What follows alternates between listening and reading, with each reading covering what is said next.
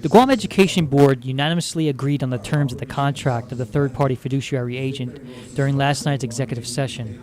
The main focus for this meeting was to ensure that the board accept DOE's proposal of the third party before the contract is signed. The U.S. DOE, the third party, and all the parties involved need to review the contract before they sign the agreement.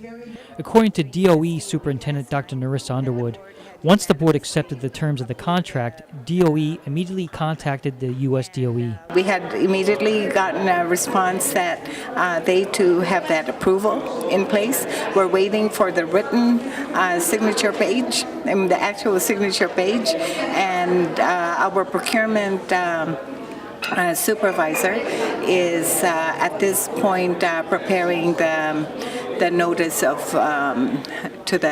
to the vendor. DOE is still waiting for the signature page of the contract that had been signed by the U.S. DOE.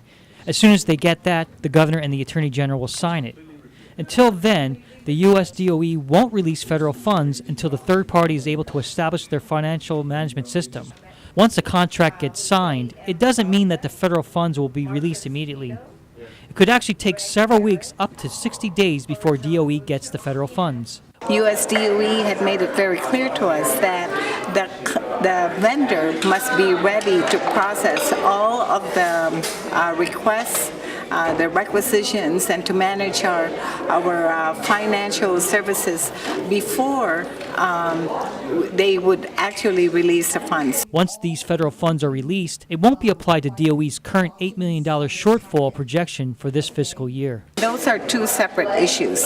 So even if the federal funds are released immediately, it will not actually help with the shortfall that we have with the local funds. DOE could benefit from President Obama's spending bill that was signed into law several weeks ago to protect teachers' jobs. This $10 billion education job fund could give Guam $20 million of federal money. According to Underwood, this could be applied to DOE's predicted shortfall and actually prevent the expected teacher furlough. But the due date for that application is September 9th.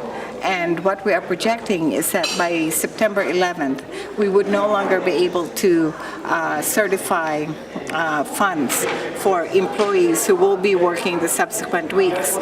So it's real critical, if it's at all possible, that those applications will be, the application will be submitted. Underwood says the application is currently at the governor's office, and they are working on the paperwork to get the federal funds. David Macaluso, PNC News.